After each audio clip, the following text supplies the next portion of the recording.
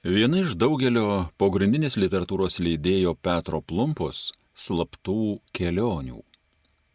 Aktyvus pogrindinės literatūros leidėjas Petras Plumpa redagavo ir daugino pirmosius 6 kronikos numerius slaptame bute Kaune, Kalniečių gatvė 113.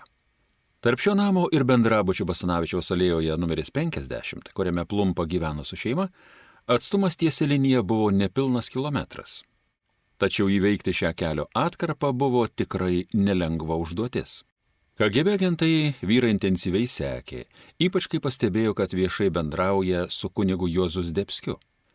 Norint nuoseklių atsiplėšti ir patekti į slėptuvę, kartais tekdavo sugaišti pusę nakties. Iš savo buto Basanavičiaus alėjoje jis išeidavo pavakarę, nes tamsoje lengviau mėtyti pėdas. Pirmiausia, nueidavo į bažnyčią. Po pamaldų ramiu žingsniu eidavo prie stotelės ir sėsdavo į autobusą vežantį namų link. Pakeliui staiga išlipdavo ir dingdavo kiemuose tarp namų. Šią metodiką agentai greitai perprato ir į sekimą įjungė visą grupę seklių. Pamažu Petras Plumpa pradėjo tuos pačius veidus atpažinti ir tai padėdavo sėkmingai nuo jų pasislėpti.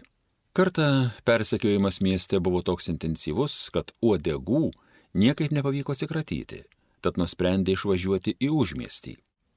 Įsėdo į autobusą važiuojantį Prienų link, o pats atidžiai stebėjo įlipančius ir išlipančius keleivius.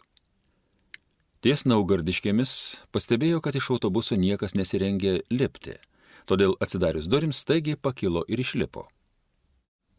Didelė jo nuostabai stotelėje jau stovėjo anksčiau pastebėta seklė, kuris skubiai išėjo į važiuojamąją dalį ir ėmė stabdyti atvažiuojančią Volgą. Tai reiškia, kad KGB operatyvinės mašinos savo seklius išlaipino stotelėse, dar prieš atvažiuojant sekamam autobusui. Nieko nelaukęs Petras Plumpa pasuko į didelį pakelės sodą. Tamsoje, vingiais, nuėjo apie kilometrą, kol priėjo griovį su vandeniu.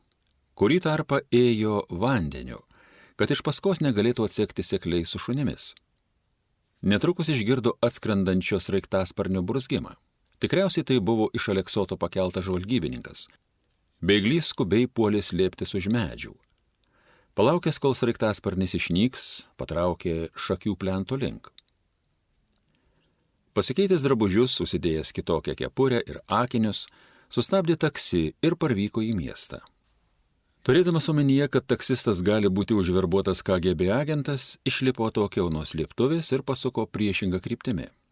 Taip, 500 metrų kelionė užtruko labai daug valandų. Bet KGB agentus tuokart suklaidinti pavyko. Jie buvo įsitikinę, kad vyras pasislėpė Naugardiškių kaime, todėl kai kurie to kaimo žmonės buvo tardomi ir net atliekamos kratos.